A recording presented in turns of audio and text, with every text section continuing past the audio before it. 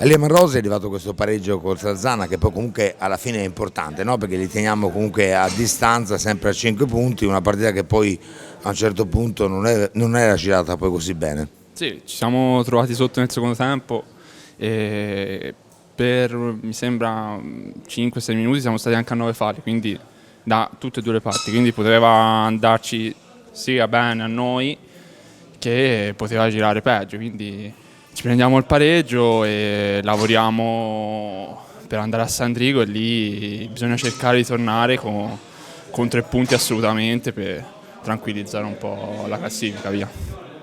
Intanto comunque col Salzana negli scontri diretti siamo in vantaggio, no? E quindi è importante, come dicevi giustamente te, andare a San Drigo e anche lì fare il risultato per tenerli comunque a distanza.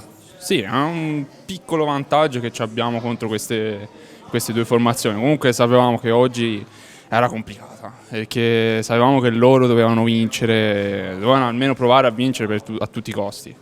E quindi sapevamo che venivano col coltello tra i denti e è andata così. Poi lo so che ti arrabbi sempre, no? Comunque anche oggi è una grande prestazione, ma poi a Lodi meraviglioso sei stato, poi ti arrabbi quando ti dico queste cose. Sì.